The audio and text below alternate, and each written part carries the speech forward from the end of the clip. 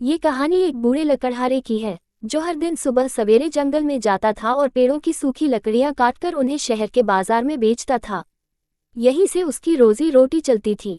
वह ईमानदार, मेहनती और सरल स्वभाव का इंसान था। उसका एक बेटा था जो अब बड़ा हो गया था। एक दिन लकड़हारा अपने बेटे से बोला, बेटा, आज मेरे साथ जंगल चलो। मैं तुम्हें लकड़ियां काटना सिखाना चाहता हूं ताकि तुम भी काम में मेरा हाथ बटा सको। बेटा खुशी खुशी तैयार हो गया। दोनों पिता पुत्र कुल्हाड़ी और रस्सी लेकर जंगल की ओर निकल पड़े। सुबह की ताज़ी हवा और पक्षियों की चहचहाहट से जंगल बहुत ही शांत और सुंदर लग रहा था। वे दोनों एक साफ सुथरी जगह पर पहुंचे और लकड़हारा पेड़ों की सूखी डालियां काटने लगा।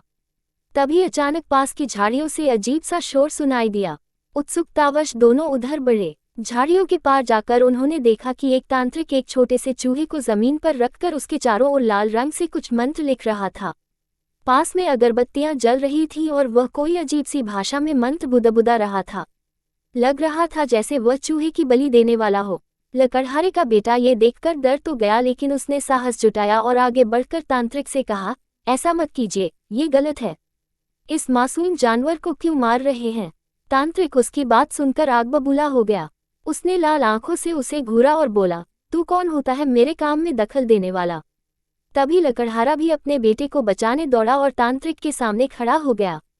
गुस्से से तांत्रिक ने जमीन से थोड़ी राख उठाए और कुछ मंत्र पढ़ते हुए लकड़हारे की ओर फेंक दी। तभी एक तेज रोशनी चमकी और पल भर में लकड़हारा मेढक में बदल गया।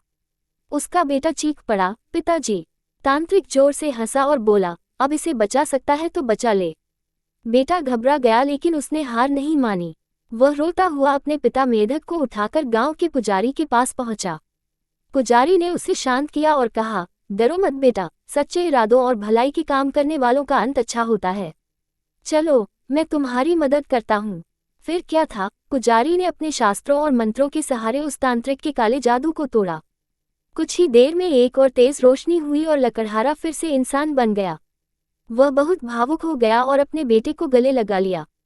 उस दिन के बाद उन्होंने तांत्रिक की करतूतों को गांव वालों को बताया और मिलकर उसे पकड़वा दिया।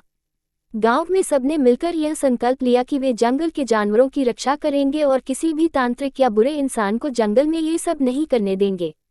इस कहानी से हमें ये सीखने को मिलता है कि साहस, प्रेम और अच्छाई से बड़ी बुराई को भी हराया जा सकता है।